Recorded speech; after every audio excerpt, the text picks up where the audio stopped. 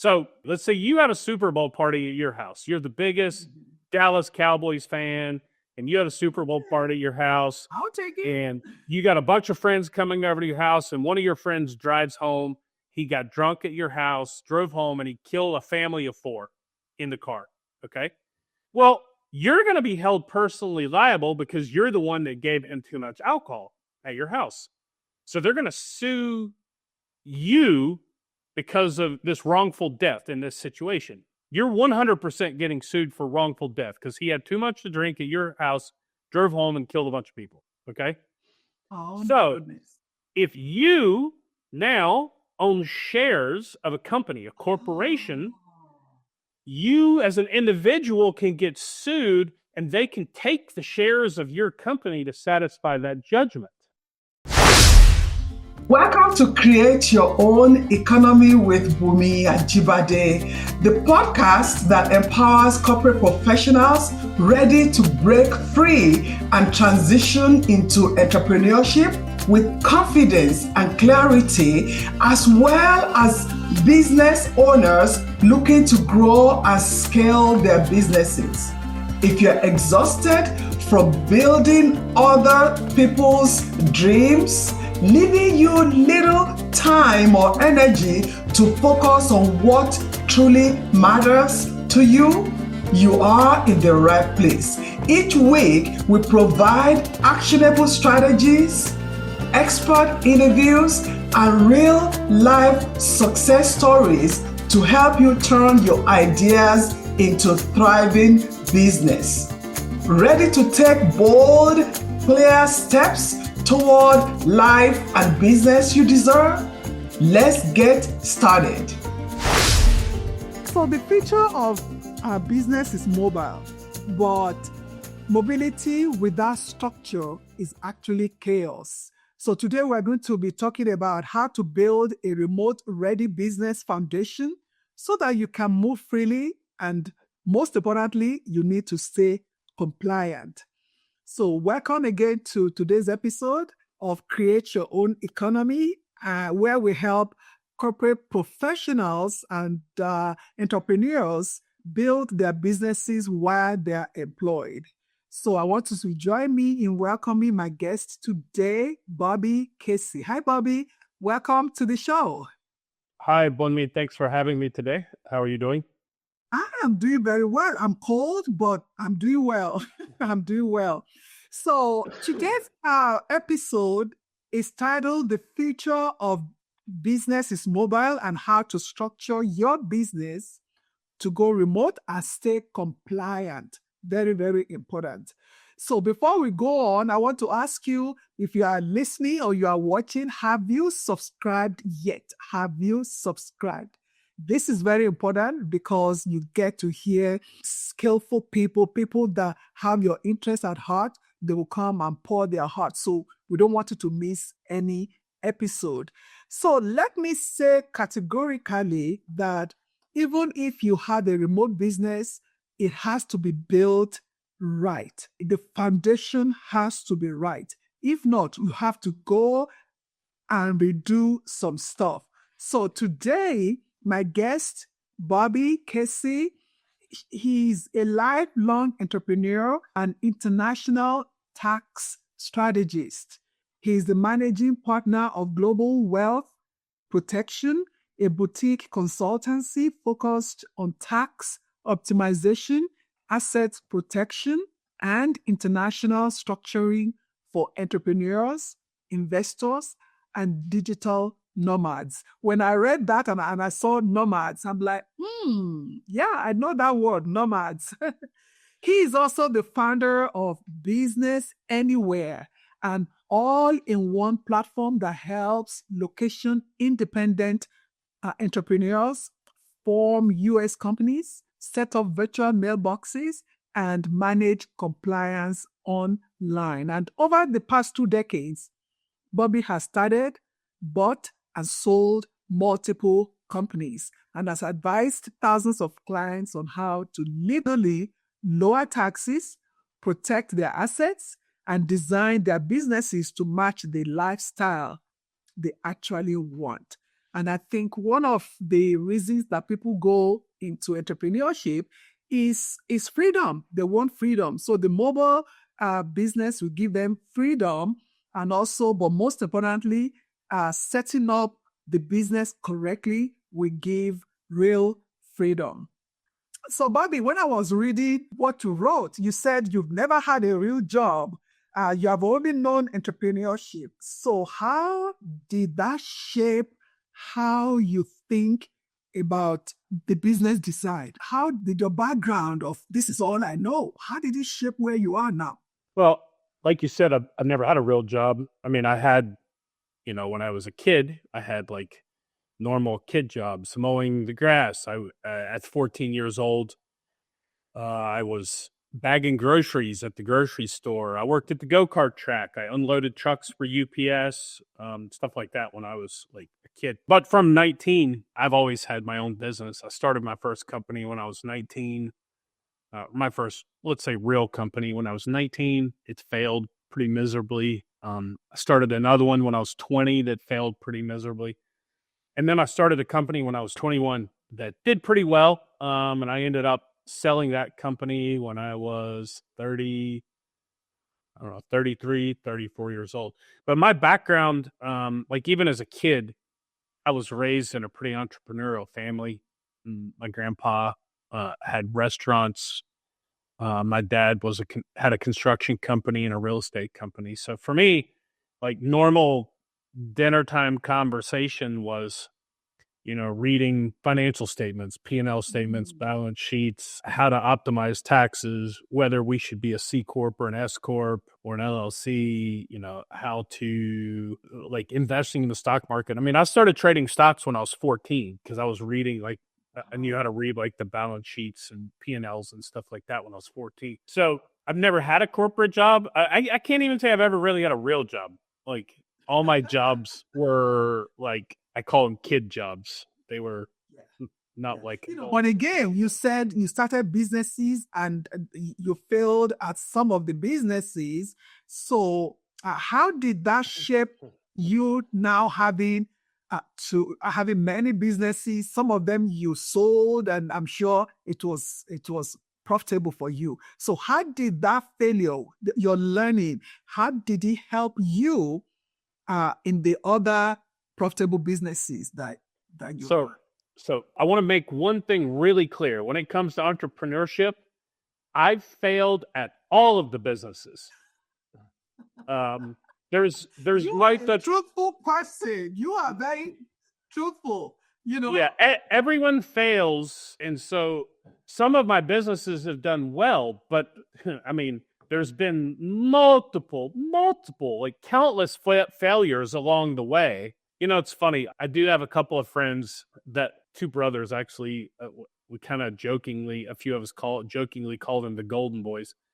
And as far as you can tell from the outward perspective, I don't think they've ever really had a failure in business. It's just like everything they touches turns to gold. But the reality is, like, even if you sit down and talk to them, they've had countless failures incrementally within their business. They launch a product that does terribly, and they spent a ton of money launching this new product, and nobody wanted it. Nobody wanted the product. And, we've all done, if you're a business owner, you've done things like that. You've had a product that nobody wanted. You didn't do the right market share. You had this mindset that I love this product. This is going to be the greatest thing since sliced bread. And then guess what? You're the only person on earth that actually believes that. Or, hey, maybe you do have an amazing product, but your marketing is terrible. You don't know what you're doing on marketing. So like that can be terrible. Maybe everything is great, but you have a competitor that steps in and they're just a little bit better and they steal your market share and they crush you. It happens. It's just the way it goes. And there's, all you can do in business, just like in life, is whenever you fail, you just keep stepping forward. You just keep moving forward. What's the term? Fail forward. We can only fail forward, right? Yes. So yes, I have had some good business as well that's done pretty well. And hopefully, over time, your cumulative mistakes are your educational path that help you. And hopefully, you remember to not do those same mistakes over and over again. But, in business, everything's rapidly changing, rapidly evolving. I look at like my business I had, or one of my businesses I had in my 20s. The environment where that existed doesn't exist anymore. Like, if I were to today start that business, I probably would never get the first customer. Like, it would never. If I did it in the same way, because the environment where I started that does not exist now. I would have to completely change everything, and there's pros and cons to that. Like, there's good and bad with that. Like, of course, the hot topic these days is AI this, AI that, AI this, AI that. And, there's a lot of let's call them the Debbie Downers are saying AI is going to take our jobs. AI is going to put us out of work. AI is going to kill the marketplace, whatever. Well, I'd say that's the wrong perspective to have. Yes. I think the wrong perspective is fighting against a trend. That's the wrong perspective. If you're not embracing AI tools in your workplace now, you're going to have problems if you're not already. Like, I know people who have been like very anti-AI. Like, I had a friend of mine a couple of years ago who had an SEO agency. They did SEO and marketing services for small businesses. And they were adamant that AI was like a waste of time, and that the way they did their work was going to be way better, and that they didn't want to implement AI because they thought the quality of the work was going to be much worse with AI. And to their point, early on, like if you were just writing blog posts with ChatGPT 2 years ago, yeah, the quality was terrible. Yes. You had to get in there, and you could use AI to do some of your research to create like outlines and drafts and stuff like that. But you had to get in there and handwrite this stuff. But today, to be honest, AI writes better content than 99% of humans. And if you're still of the mindset that me as a human is going to be better than AI, you're an idiot. Like, you're shooting yourself in the foot. And to be honest, I don't think she's in business anymore, that person I was talking about, because of that mic. I can imagine. And I don't care what job you're in. I don't care if you're a doctor. You should be using AI to like make your office processes more efficient. I don't care what you're doing. If you're doing I have a good friend of mine who has a landscaping business. The most hands-on, basic, simple business there is. You go out and mow people's yards, right? Mm-hmm. But I can tell you at the beginning, let's say about 2 years ago, he implemented a software tool into his business that used AI to make his work more efficient. For example, it would route the vehicles to the right job sites in an efficient way that saved the most in fuel, and routed them to nearest to the gas stations when they had to stop for gas at the cheapest places during the day. By using the proper software tools, yes, it's a very old school basic business. It's dudes driving around in trucks mowing grass. But the software side of it, it made him so much more efficient. His profit margins are probably, I don't know about his competitors now, but then his profit margins were probably double what his competitors were because of his efficiency in the back end. Yes. And that also allowed him to pay his people a higher rate, which allowed him to attract the top quality workers. And so if he would have taken the mindset, no, I'm not going to implement technology and AI into my workforce, into my work systems, because, AI is stupid. Well, he probably wouldn't be in business today. Or maybe he would, but he wouldn't be making the amount of money he's making. I could tell you, I know several guys that have landscaping businesses, and he's raking in cash. And I've seen, like in my business, I see a lot of clients and I can see their margins and what they're doing. I've never seen anybody with a higher profit margin in a landscaping business than him. And it's only because he uses the technology tools to make things more efficient. That's it. Yeah. Yeah. So the point is, don't fight these trends. Don't be so stubborn, like, oh, and I'm picking on AI because, AI is the hot topic now. But it is for a reason. It's, kind of like when people say, like, oh, that's such a cliche. Well, it's a cliche for a reason. It is. It is. Like, there's a reason these things are a cliche, and there's a reason AI is a hot topic right now, because it is a legitimate disruptor in the workforce, in the workplace.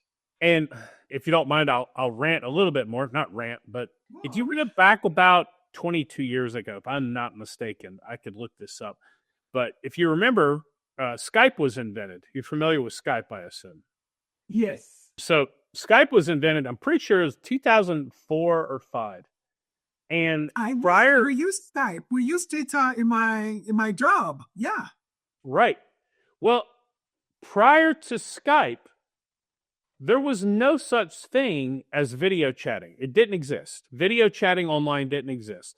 And if you traveled, if you went out of town for work, or heaven forbid you got out of the country for work, you're going to come, especially if you got out of the country, you're going to come back in town with a huge phone bill. I remember back in, and I didn't use Skype at the time, but it was right around then, like 2006 or 7. I had not heard of Skype in the first couple of years they existed, but around 2007, I think, I went out of town. I was in Russia for a month, and I came home and my cell phone bill was about $2,000. Oh. And so if you're a small business owner, you got a startup, you're a solopreneur, you're a freelancer out there, that is not viable to have a $2,000 a month. No, he's not. He's not. It's not reasonable to do that, right? But Skype showed up, and now everyone was like, wait, I don't need to have a $2,000 phone bill every month. I can travel. I can work from home. I can go work on the beach in Thailand. I can go to Switzerland and the ski resort and go skiing for the winter and work online. And I could still communicate with my clients with video calls or phone calls for free or close to free with Skype. And in my opinion, Skype was the technological catalyst that started the digital nomad movement. And then about that time, shortly after that too, I don't know if you've read the book or heard of it, but Tim Ferriss wrote the book, The 4-Hour Workweek. It's the, for many years anyway, you could almost call it like the digital nomad's Bible, was the 4-Hour Workweek. But that came out a little bit after the advent of Skype. And prior to Skype, it wasn't reasonable for small business people to work remotely. It just didn't happen. Like corporate people could do it because you had this $1 billion company paying your phone bill at the end of the month. Yes. That was right. the company then. Yes. Yeah. So you could do it if you had worked for $1 billion company. You just submit your $2,000 phone bill expense and whatever, they pay it. But not if you're a freelancer or you're a solopreneur or you're a small business with 4 employees, like you're paying that bill, right? Yeah. So I consider Skype and the 4-Hour Workweek to be kind of a catalyst for the digital nomad movement. And now look, we're sitting here on Zoom. We've got multiple technology platforms that allow us to communicate with our clients, partners, whatever, all over the world. I mean, there was no such thing as a podcast 20 years ago. No, there wasn't. No. Didn't exist. Actually, I think podcasting really only became a thing less than 10 years ago, because even though we did have the video chatting, the video calls, they weren't quite good enough until about 10 years ago. Yeah. Approximately the blogs and stuff like that. Yes. Yes. Yeah. I can see how, we're talking about how important the online is. My whole company, by the way, is remote. My whole company, by the way, is completely remote. Every one of our team members is completely remote. We have team members all over the world, different parts of the country. Nobody clocks into an office. Nobody's punching a clock. Everyone works from home, or some of us, like me, we travel a lot. We're on the road a lot. I live in 3 different countries.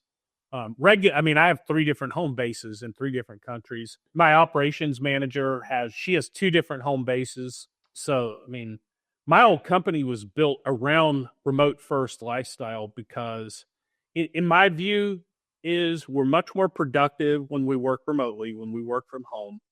We're much more comfortable. It gives us all a better quality of life. You've got maybe you've got a mom who wants to go spend 2 hours with her kid at lunch at school one day, right? Well, I wanted my employees to have that freedom and flexibility. If they wanted to take all day Wednesday and Thursday off, but then they want to work Saturday and Sunday, fine with me. I don't care. Just get the work done. Let's get the work done. Yes. Yeah. And that's the future. That is what people are looking for. They're looking for either a career where they are flexible and then they can give to their family. I remember when I was in corporate America, my job was 90% travel. And there were sometimes I would travel to train a new executive who was just hired. And at times you get there, they are not ready. They are not ready. They have not done their homework. They have not done anything. And then I'm in the hotel and, the company is paying all these bills. There are so many of those things that could have been done online if we had what we have now. And it was not good for my health. I became a lot obese, added 100 pounds. Yeah, you just sit now. I've lost a lot. I've lost a lot. I had to have surgery on both shoulders because I'm lugging training materials at the airport. I had to do a replacement of this one. This one was, so having remote business now, they have more going on for it than against it. So I like what you're doing in your company. So now, when you now have businesses who have made that structural mistake and then they decide that they want to move their business to remote, what can they do? Restructure. What does that look like for them? Well, you mean as far as the legal structure or like logistics, or what do you mean? It can be legal. Legal is very important, but again, it can be the normal structure of the company. Yeah, the legal structure, well, so I asked you before, what's kind of your target demographic of listeners of the show? So it's predominantly Americans. So I will discuss this predominantly for Americans since you told me that's the biggest audience of your show. So in the U.S., it really depends on your lifestyle. I personally have a lot of clients that are fully nomadic, or they are expats. They live outside of their home country. I have a lot of Americans that live outside of the U.S. I have a lot of clients all over the world, actually. We have clients in probably over 100 countries at this point. But it kind of depends on your lifestyle. If you're an American, let's say you live in Texas, you're from Texas, you live in Texas, but you want to operate completely remotely and work from home, that's great. Depends on the size of your business, the intent of the business. Like if you're more of a small business, maybe a few employees, and you're living in Texas, working in Texas, you probably just want to be a Texas LLC from a legal standpoint, legal structure standpoint. If you are from Texas, but you say, I really want to go live in, let's say, Mexico, for example. That's actually where I live. That's where I am right now. I live in Mexico during the wintertime. This is my winter home, is Mexico. I'm about a block from the beach here in Playa del Carmen. Okay. So this is like my winter place. You're telling me earlier about how you had like your roads were covered in ice. And I was thinking like, I walked out to Starbucks this morning in flip-flops and shorts and a t-shirt, just saying. Yeah, rub it in. Come on, rub it in. Yep. Just saying. Yep. So, but if you're from Texas and you wanted to go live in Mexico, in that scenario, I'd probably register a Wyoming LLC. It's not necessary for it to be in Texas if you've exited your home state. And Wyoming is going to be easier to deal with than a lot of other states. And it's more private. If you were, let's say, you were like VC funded and like a startup software company or something like that, you had a couple of million in funding, then you're probably not going to have a choice because your investors are going to require you to be a Delaware C Corp. They're not really going to give you too much of an option there. We had a client a couple of years ago that knew he wanted to take on investors. We registered a Wyoming C Corp for him. And then when he finally did secure his first round of investment, it was about $2 million. It's a healthcare technology company. And he secured his first $2 million in funding. The VC said, we will only give you the money if you're a Delaware C Corp. So we had no choice. We had to move the company to Delaware because otherwise he wasn't getting the money. So it just depends on exactly what you're doing. From a tax standpoint, an LLC, the default tax selection is what you call disregarded entity or if it's a single member LLC, sorry. If it's a single member LLC, it's considered a disregarded entity. So that means any profit and loss from that LLC passes through to you as an individual on, if it's business income to the Schedule C of your tax return. If it's real estate income, the Schedule E of your tax return. So that's what most people do is an LLC, single member LLC disregarded. If you have multiple members, then it becomes what you call a partnership. It's an LLC, but it's taxed as a partnership. So the taxation of it, it's a little bit different because you have to file a partnership tax return or a 1065 for your LLC. And then with that, you issue K-1s out to each of the partners, and those K-1s are added to your personal tax return. You still pay the same amount in tax. It's just the filing is a little bit different. But you have a lot more flexibility with an LLC later on. If you're earning more money, you might want to consider doing an S Corp tax filing, which means you need to file IRS form 2553, I think. So there could be some advantages for S Corp tax filing. You can reduce your self-employment tax by paying yourself a lower salary. Generally, in my opinion, S Corps are really only good for a narrow range of business, though. S Corp tax filing, it's good if you're earning, let's say, these are approximate numbers. It can vary a little bit. But when I say earning, I mean your net taxable income. The bottom line on your 1040, probably around 150 to 250 or 300,000 in net taxable income. It makes sense for you to do an S Corp tax filing. Otherwise, it doesn't really make any sense because if you're making $1 million a year, you're not going to be able to pay yourself, a $40,000 or $50,000 salary anyway. And that would be the whole benefit of being an S Corp. I mean, you may understand this, but for the listeners, basically the benefit of being an S Corp is instead of paying the self-employment tax, which that is, we call it self-employment tax, but that is your Social Security, Medicare, Medicaid, that comes out to be 15.3% of your taxable income. But that's capped at, I believe for last year, it was about 170,000 where it was capped. And so let's say you made 200,000. Well, if you were an LLC as a disregarded entity or an LLC as a partnership, all 200 would flow through to your personal tax return, and you'd have to pay that 15.3% up to that 170. Yeah, roughly 15% on that 170 cap. If you had an S Corp tax election, you could pay yourself a lower salary of let's say 50,000, and you would only pay the 15% on the 50, saving you the difference. 170 to 50 is 120,000 times 15%. It's about $14,000 or $15,000 a year in tax. That would save you. But the problem is, if you're making $1 million a year, the IRS is not going to allow you to only pay yourself a salary of 50 anyway. No. So you're going to need to pay yourself a salary of at least 250, and then you're going to pay the self-employment tax on the full amount anyway. So it doesn't really help you. And if you're under a certain amount of income, let's say you're making 80 or 90,000 net taxable, the additional filing requirements, because you have to do like a monthly payroll tax filing, you have to pay yourself payroll, you have to do payroll tax withholding. So it'll cost you more in accounting and compliance to be an S Corp.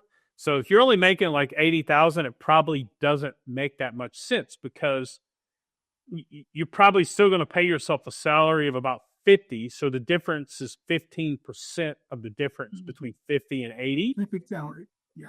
Yeah. So 30,000, 15% of 30 is about 4,500. That's roughly 300 and something, $380 a month. You're probably going to pay that in additional accounting and compliance costs anyway. So probably doesn't make a lot of sense to be an S Corp till you're around 150-ish thousand.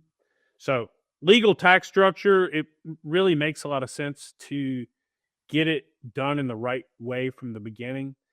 Probably the biggest, yeah. Well, let me clarify that point from the beginning. So a lot of people want to know, should I start an LLC from day one? Well, the answer is that depends. It depends on exactly what you're doing. If you're out there like my buddy, doing landscaping and mowing yards, and you mow the yards and they hand you cash or a check or maybe pay you by credit card or whatever at the end of the day, or you bill them once a month or whatever. In that case, I'd probably wait a little bit until I had validated my business model that I, can make real money with it, because it's going to cost you some money to set up the company, get the structure in place, have a registered agent in place, and all that stuff. So it's going to cost you a bit of time and energy and a little bit of money to get that done, at least a few $100. So it might make sense to validate your idea before you do that. But if you're doing something that you're raising money for, or the idea is going to be good, you already have proof of concept or something like that, don't operate as a sole proprietorship from the beginning. It's going to create major problems for you down the road. And ultimately, what's going to end up happening is you're going to procrastinate on getting the legal structure right, because your mindset is always going to be, oh, I'll do that tomorrow, but I got to deal with this customer today, or I got to hire this new person today, or I need to do this thing today. I'll get that LLC set up next week. And you'll keep procrastinating on that until you have a problem. And now it's going to cost you a whole lot more money to get that solved. And then the other scenario where probably not the only scenario, but another scenario where it makes sense to do it right from the beginning is if you have any relationship with other companies from the beginning. Like, let's say you're doing e-commerce and you want to put your product up on Amazon, or you want to create a Shopify store, or you're on the Walmart marketplace or something like that. You definitely don't want to be a sole proprietor there, because if you open an Amazon seller account in your name personally, and then later you decide to create an LLC, oh my God, Amazon makes you jump through so many hoops to change that account out of your name and put it into a legal structure name. It's good. It's a hassle. It is a real hassle to go through that process. So you're much better off just having the LLC in the beginning and starting it, like opening your Amazon seller account from the beginning in that right way. Or if you're doing things like if your clients are other companies, you really should be an entity, a legal entity from the beginning. Yes, I agree. I agree with that. You're not going to look professional if you go to, even a mid-sized company. You go to some mid-sized, let's say you want to start this window washing business, and you go to this big property management firm that manages like 300 buildings or something like that. And you used to like, I'm just washing windows. Like they'll just pay me cash. But it's not just you washing windows. You're sending an invoice to a mid-sized company that's managing 300 buildings.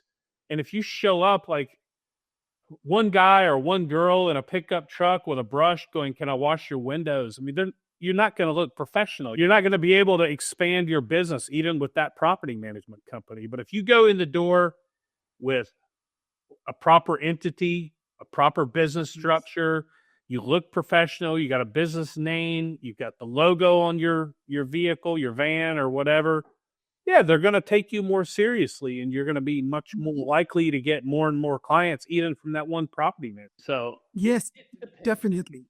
Yeah, and I love what you said, that they need to validate what they are doing. They need to validate you first and know exactly, do I start with an LLC or what should I do? But going to represent the company as yourself with only your name, it doesn't look good for business. Definitely does not look easy. I jokingly say it like this, and it's not exactly a joke, right? Because they say all jokes have an element of truth. I tell people, really, the only real reason to run a business as a sole proprietorship is if you're an 11-year-old running a lemonade stand. That's pretty much it. That's the only reason you should be running it as a sole proprietorship. There's too much risk involved with running a sole proprietorship. Like even the landscaping guy who says, hey, I'm going to go out and mow a couple yards and let's see if this works. Fine, you can do that in the beginning because you got individuals paying you the money. But the first time, you run over somebody's or you're digging in somebody's yard and you cut the water line, or you throw a big rock and hit their, $300,000 car in the driveway, or that rock hits their like 2-year-old in the forehead and knocks them unconscious. You're not going to want to be a sole proprietorship. I promise you. No. Because that liability is going to fall back on you. If you injure somebody or do some major damage and you're a sole proprietorship, they're going to sue you. 100%. They're going to sue you. You're going to lose. And then everything you own is going to be at risk. Your house, your cars, your retirement accounts, your investments, your income. They'll garnish your wages or get a charging order against you, something like that. Yeah. I mean, you're crazy to operate as a sole proprietorship. Yes, a lot of liability attached to that. So let's take a quick pause. Sure. If you are listening to us and you are watching us and you are realizing, I might need to tighten up my foundation. Do not panic, okay? Because the goal isn't to overwhelm you or to scare you. The goal is to give you clarity so that you can move forward with confidence in your business. And if you need to redo some things or to go back to the beginning, that is why we're doing this. And that is why Bobby is giving you what he has seen with so many companies and so many businesses. These are the real things that we're discussing with you.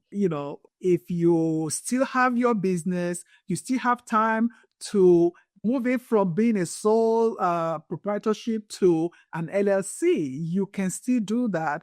And I know it's a little expensive in the state of Texas. I think it's $300 for now to register an LLC. But when you look at the scenario that Bobby just described, I think it's worth it. It's really worth it to know what your business model is, and you can then choose what to do and where to go. Bobby, when people are starting their businesses or people that are already in business, they take tax planning not seriously at all. So when should a business person start thinking about tax planning? From day one. Because that is the big deal. They can go to jail, right? Like from day one. So I want to rewind just for a second. One other, you brought up a point in Texas. The filing fee is about $300, but there's another point there. That's just the state fee. Yes, that's just the state fee. There's other fees. Like for example, in my opinion, you should never register your own entity. First of all, I do think that is a big mistake because there's a lot of things you can do when you do your filing, your articles of organization filing, or you can make mistakes there. And then the other big issue is a privacy concern. If you register it yourself, you think, I can do it myself. I'll just go on the Secretary of State website and I'll file it myself and save the money. I don't need to hire a service to do that for me. Well, what you do when you do that is you have to have a registered agent. Every time when you register any entity, a corporation or an LLC in any state in the U.S., you have to have a registered agent. So you have a choice. You can have what's called a CMRA, or a commercial registered agent, which is a company that provides that service, or you can do it yourself. In order to be a registered agent, there are legal requirements for that. You need to have a physical address in the state where your entity is registered. You have to be available during working hours, 8 to 5, Monday through Friday. That is a legal requirement. Most people don't understand. That's actually a legal requirement. You have to be physically available Monday through Friday from 8 to 5, because the whole point of a registered agent is it is for the legal notifications for your company. Any notification that comes from the Secretary of State, the IRS, the State Department of Tax, or if you get sued and you have what's called SOP mail, or service of process mail, by law, someone has to physically be on that premise Monday to Friday, 8 to 5, to sign up on that document. Like, you might get away with it once in a while if nobody's there to receive a SOP mail. But if it happens a couple of times, what will happen is the Secretary of State will administratively dissolve your entity. Your company will go away. And then you're going to have problems when it comes to banking, liability protections, all of your partners, if you had that Amazon seller account in your company name, all that stuff. But that's only one of the issues. The other issue is if you use your home or your office address as the registered agent in that state, you have now permanently exposed your home address in public record for anybody on this earth to look up and see where you live now. You just exposed your home address. Now, people think, oh, so what? Who cares? Well, there are a lot of predators out there these days who know how to look up your home address. And if they find out where you work, and they find out that let's say you do consulting, and they find out you're at, I don't know, Tom Smith Consulting, and they go to your website and they say, oh, Tom Smith Consulting, LLC. Oh, they're in Texas. Let's go to the Secretary of State's website. Oh, I see Tom Smith Consulting is registered at whatever, 123 Main Street in Dallas, Texas. They can see if that's your address because your name will be on it, or they can see if it's a commercial registered agent, because if it is a commercial registered agent, your name is nowhere in public record in most states. So if they see your name is on it, now they're going to know that's your home address. Well, if they had nefarious intent, guess what? You just told them where you live. I'm not a big fan of everyone knowing where I go to sleep at night. And people, I hear people all the time say, like, and especially like, we have a marketing team who goes on Reddit and answers a lot of questions and stuff like that, because we're big into marketing in our company. And one of the most common things on there on Reddit, and a lot of questions you get, is, why would I ever pay somebody to register my LLC for me? I don't need a registered agent. I can just use my home address. Well, that's a very naive understanding of what it means to be your own registered agent. And also, that is forever a permanent record. Even if you decide tomorrow, you know what, I don't like this, let me change to a commercial registered agent, doesn't matter. It's still in the historical record of your company. Somebody can still look that up and find it. You look at it. Wow, I didn't know that. Yeah. I did not know that. I thought if you go back and you changed it, then the other record will no longer be there. Wow. No. So if you go to you're in Texas. If you go to the Texas Secretary of State website and you look up your entity, you can see. So let's say you registered your LLC, I don't know, let's say 10 years ago. And let's say 5 years ago, you changed to a commercial registered agent. You'll see the change of address that happened 5 years ago. But you can still pull up your original articles of organization and every one of your year's annual reports that were filed. You can still see it. Your name and your home address will still be on there. That's what you use. Literally, all taking that because I thought once you go back and change the address, then you are okay.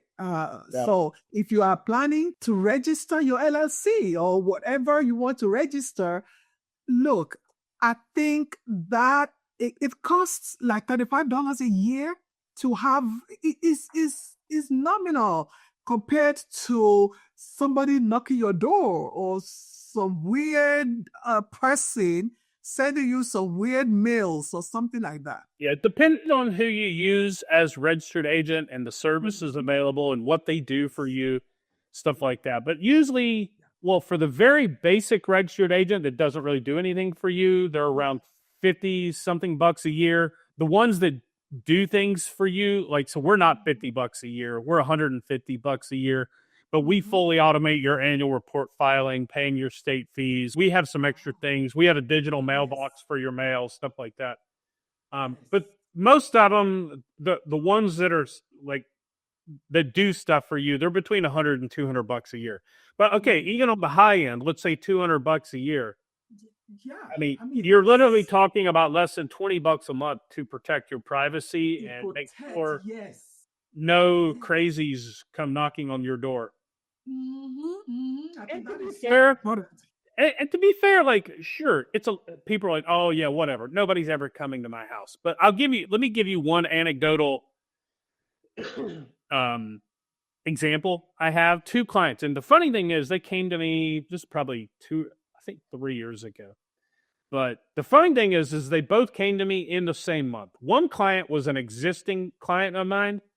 Actually, what it was is I had a previous client who sold his company, and the new buyer bought the entity. They bought the whole company, including the entity. And so he became a client of mine because he bought the company from a previous client. So we were the registered agent. This is in Florida. We were the registered agent for his entity. And he had a supplement business selling, I don't know, some kind of supplements online website business. And he came to me and said, hey, I got sued. It was a class action lawsuit.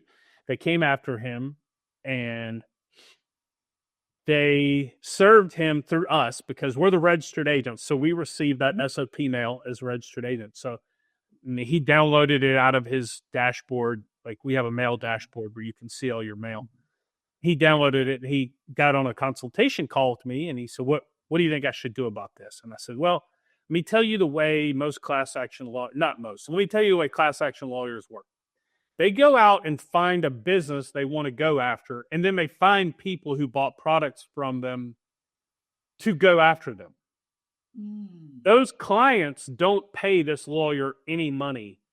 They take those cases on contingency. And so the law firm's entire business model is to go find whatever, 100 or 1,000 or 10,000 or whatever clients, and they'll write them letters saying, hey, you may have been wrong. You bought whatever, this supplement from this company, and you may have been wronged. We're going to sue this company, and if you want to participate in this lawsuit, sign this form. If we win, you'll get 50% of the money, and then the law firm keeps the other 50%. That's their entire business model. But the important thing to note here is they do not get paid until they win the lawsuit. So very often with these class action law firms, if they sue you and you ignore them, they go away because they're not getting paid and they don't want to continue to rack up billable hours month after month after month after month.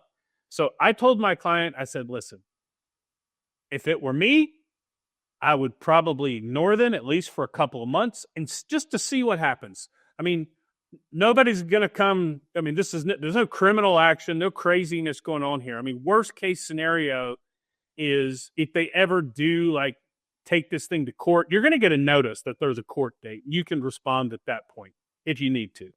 And he said, okay, I'm going to ignore it. So he ignored it. A couple of months later, they just stopped mailing him letters. They gave up.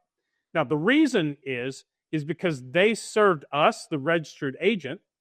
They didn't serve him. They didn't know where he lived. They didn't know his name. They didn't know any association with him whatsoever. Okay? This is Exhibit A. Exhibit B is this other client that came to me in the same month as the first client. Ironically, I love using this story because there's so much irony here.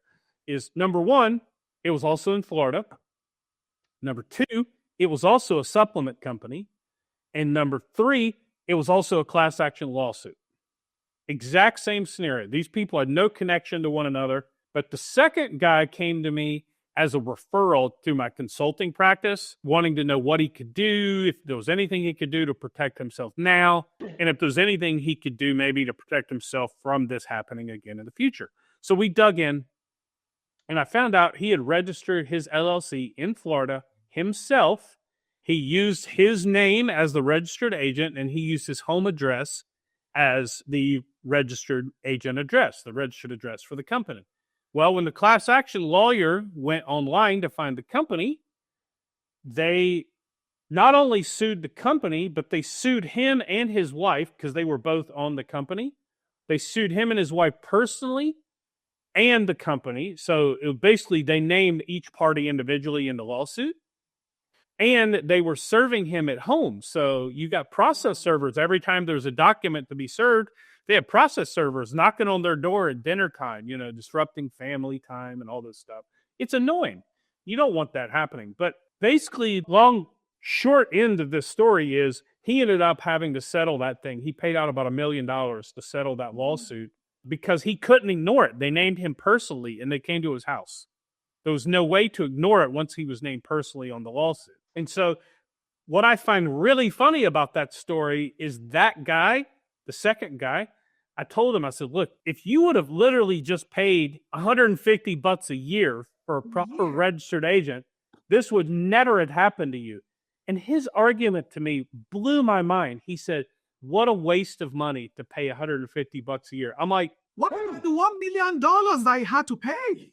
You just paid, you're paying almost $1 million. It was almost $1 million, like $800-some thousand.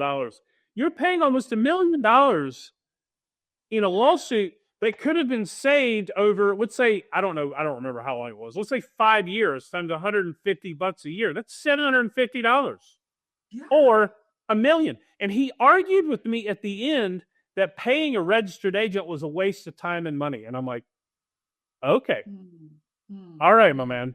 If you think so. Yeah. Look, if you are listening to us, this is gold right now. Look, $150, $200 a year to protect yourself, to protect your family, to protect your privacy. I don't think you should joke with that. And Bobby has a company that can support you, help you do the filing. I think we're all just used to, I can do it myself. I mean, everything is online. Yeah, everything is online. But if that is not your area of specialty, you need to go to somebody who will help you, just as Bobby is explaining. Even me, what I took away from this, I thought, you did it when you were studying, you didn't have money, you didn't know what you were doing. Now you can go back and change it. He's saying, your name is still there. Come on. But for those of you who are yet to start and register your business, do it the right way. Make sure the foundation is solid for how much money you can do it. You really can do it. To your point, yeah, you can do it yourself, sure. Number one, you can do it yourself, but there's a good chance you're going to make mistakes at it. Of course. I did, and I made mistakes, yes. I had a client, this was a pretty interesting one, a few years ago. He was actually a real estate lawyer out of Charlotte, North Carolina, he worked for this big firm, a real estate investment company, and they had mainly shopping centers, like big, like with like grocery store anchors in their shopping centers. And they had dozens of shopping centers. And this lawyer came to me because he was referred by somebody else and said, look, can I pay you to review our company structure to make sure everything looks right? Because somebody told me, basically he said, somebody told me this was your area of expertise. And I said, okay, I'll do it. I mean, it's a pretty big company. They own dozens of, I'm talking like Target shopping centers that have Target as the anchor store, or like a Safeway or a Food Lion or like big box stores. And I reviewed the structure. It was a disaster. And a real estate attorney was the one that created the structure. And it was an absolute disaster. What they did is they had from a liability perspective, they had the entities in LLCs, but they also didn't want to pay for registered agent service. So the main owner of the company, they use his home address as the registered agent for all of the LLCs that owned all of those properties. So I'm talking like a Target shopping center. Like, this is one property worth millions of dollars. And they had an LLC that owned this property with the owner's name as the registered agent and the owner's home address as the address. And then, to make it even worse, they had all of those LLCs flowing up to an S Corp as the holding company.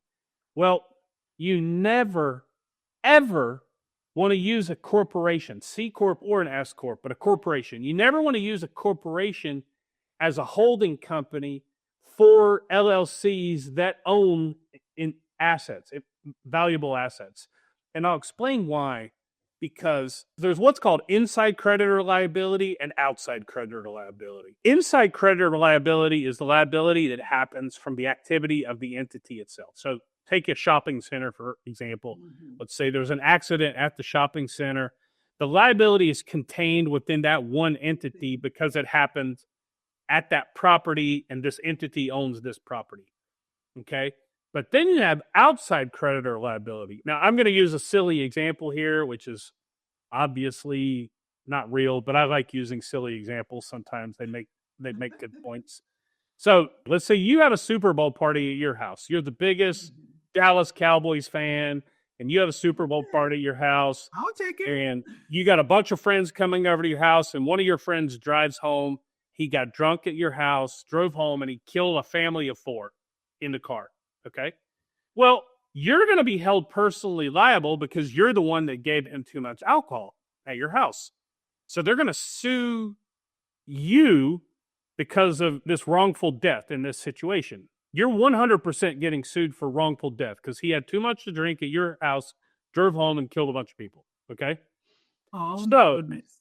If you now own shares of a company, a corporation, you as an individual can get sued and they can take the shares of your company to satisfy that judgment. Whereas if those invested assets like real estate or something like that was held in an LLC, if the LLC is properly structured, there are ways to screw this up too, but if the LLC is properly structured with the proper operating agreement and everything in place, then they can't take a piece of your LLC. They can't force you to sell the LLC assets to give it up. They might be able to get what's called a charging order against your LLC, but they can't take the asset itself. Whereas if it's in a corporation, they can take the shares of your company. Wow. And so in this guy's example, this real estate attorney, they had all these LLCs, but they all flowed up to one corporation. And so if there was any incident that happened to that guy or his family or whatever, they're going to sue him and take shares of his company. And all those assets are owned by the company. They all flow up to the company. So don't think only because you can go online and do it yourself, or even if you hired a lawyer to do it for you, don't think it's done the right way. It's not necessarily done the right way just because a lawyer told you it was done the right way. So I think you can hear the way I explain things. I don't explain it in such a way that says I'm right and you're wrong. I explain why something is a problem. Yes. Legally, that is a problem. Sure, is this guy going to have a Super Bowl party at his house and get his friends drunk, and are they going to drive home and kill somebody? Probably not. But it's possible. Yeah, it's possible. It's possible. But there's a million varieties of situations that can happen. He's got teenage kids. What happens if he's out of town at the beach with his wife and his teenage kids have a party at their house? In his house. Teenagers are stupid, right? Full stop. Teenagers are all stupid. They do stupid things, but you're going to be personally liable for that if the teenagers had a party at your house and somebody got hurt or somebody got killed or somebody did something illegal, or whatever that happens at your house. Like, this are many things that can happen. You've got to protect these things in the right way. And just because you can do it online doesn't mean you should if you're not the expert. Just like, for example, guess what? I know how to change the oil in my car, but should I? It's probably not a good use of my time. It would be a good idea. I know how to do it. I mean, I used to race motorcycles for 20 years. I'm a good mechanic. I know how to do these things. I can rebuild engines.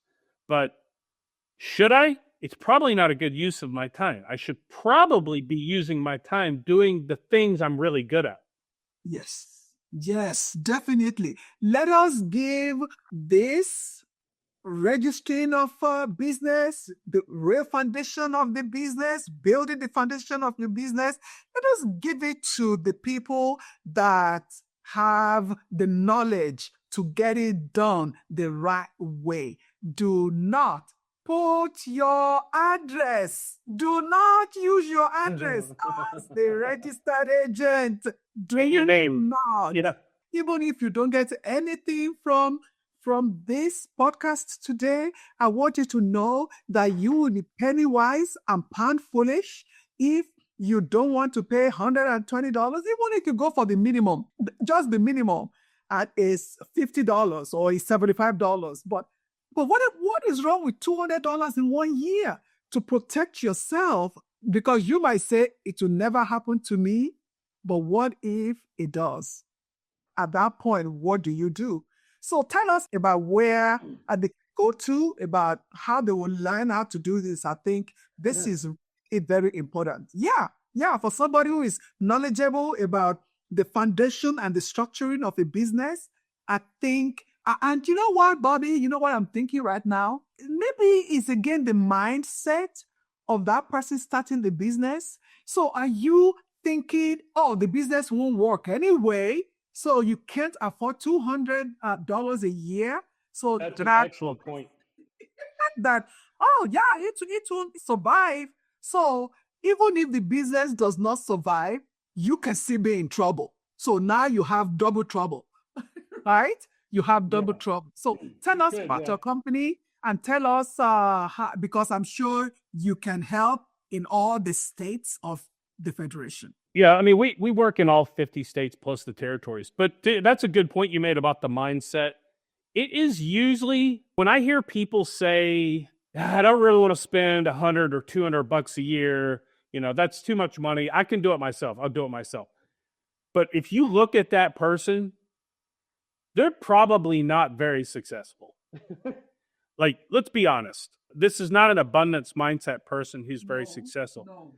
They're more of a scarcity mindset person. So I can tell you, like, just a client popped in my head, and I'm not going to mention his name, but a client popped in my head just now. This guy never questions anything.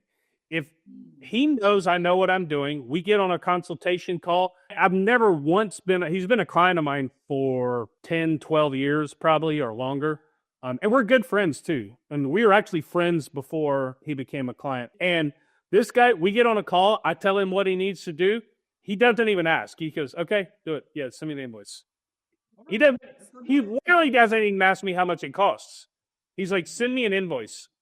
He doesn't say, how much is it? Send me an invoice. He just says, send me the invoice. He never asked. And guess what? This guy right now, I mean, again, I'm not going to name names, but that I know of, he has 3 businesses, all netting over 7 figures a year in income. He has 1, 2, 3. He has 4 houses. All 4 of the houses are worth low 7 figures. Only one of them has a mortgage. This is not a scarcity mindset guy at all. Now, people say, yeah, but this guy's already got money. Of course he doesn't care to spend the money. Well, guess how we got there? How he got there? He started with an abundance mindset. He didn't get there. Yeah, he didn't get there with a scarcity mindset. He didn't get there thinking, I need to save $100 on starting my business the right way. And I'm not picking on it because this is what I do. To me, mindset is the most important thing. Like I talk to my kids about this all the time, like the difference between scarcity and abundance mindset.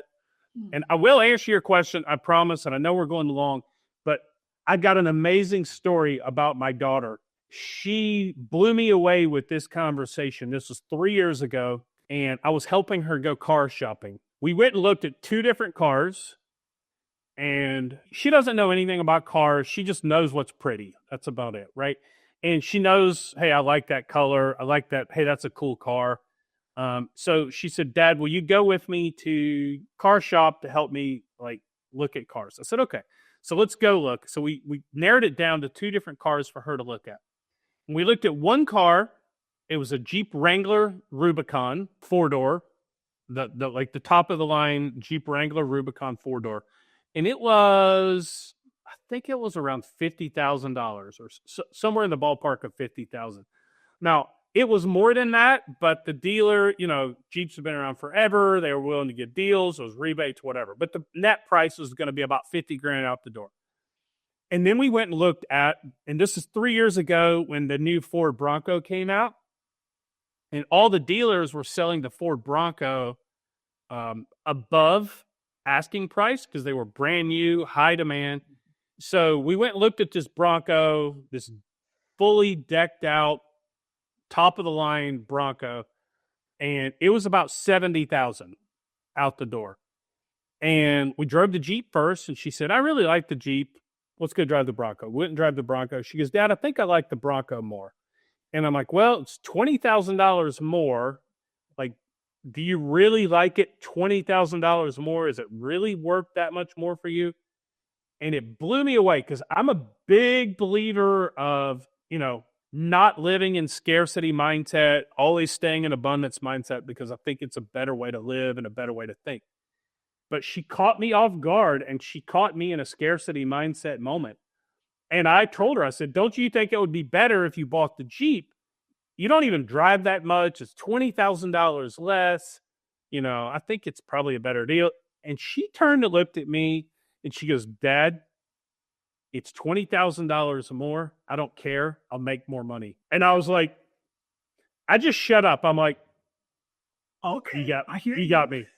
You got me. Yeah, you got me. You're right. You're right. You will make more money. Yep, that's it. It's about the mindset. And you know what? I will say this because that is just the truth. Some of us did it not because of scarcity mindset, but just because we didn't know. But the way you explained it is like, no, everyone do it right. So tell us how they can go on your site and I know there's something you are giving them. There's a resource. You said is a 2-minute resource. I don't know. Just tell us about that. So our website's businessanywhere.io. I'm not sure what resource you're speaking of. We have a ton of resources on there. Yeah, you said you have a free resource and all that. We had in 2 minutes. Yeah, we had tons of stuff on there. We've got, I think at this point we're like around 2,000 blog posts on our website. You named the topic, it's on there. You can do a search on our website for any topic you can imagine, like how to start a hairstylist business. We probably have a blog post about it on there. We're all over social media. We have tons of educational YouTube videos. We're all over Instagram. We're all over TikTok, Facebook, everything. But the website is businessanywhere.io. And we are, the business is basically, we're an all-in-one platform for people wanting to start their business.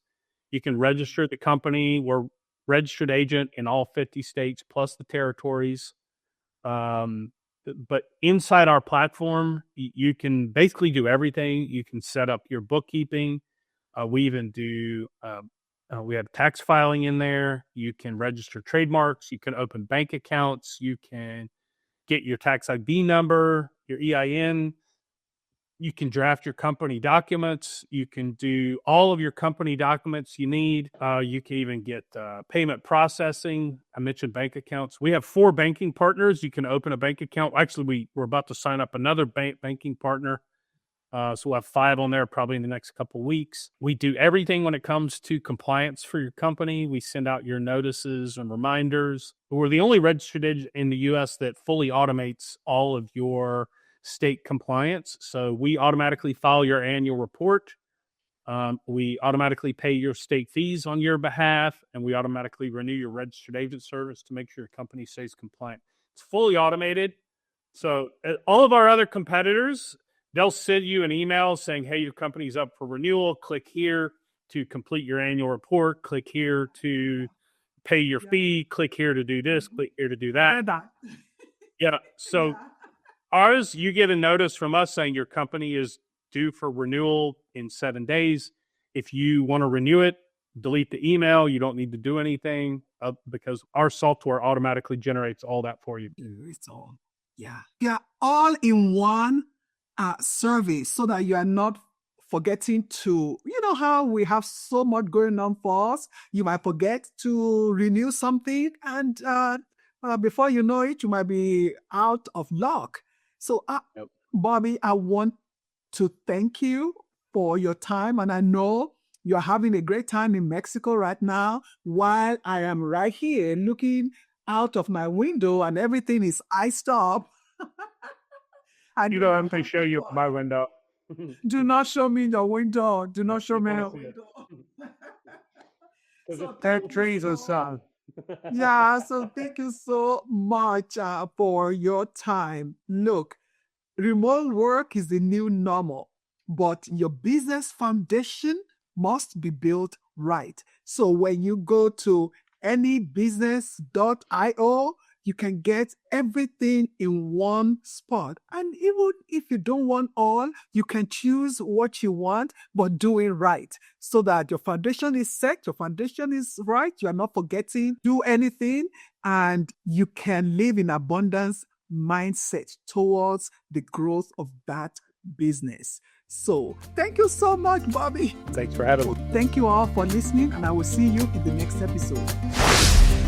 Thank you for tuning in to Create Your Own Economy with Bunmi Ajibade. I hope this episode gave you the clarity and inspiration to take the next step in your entrepreneurial journey.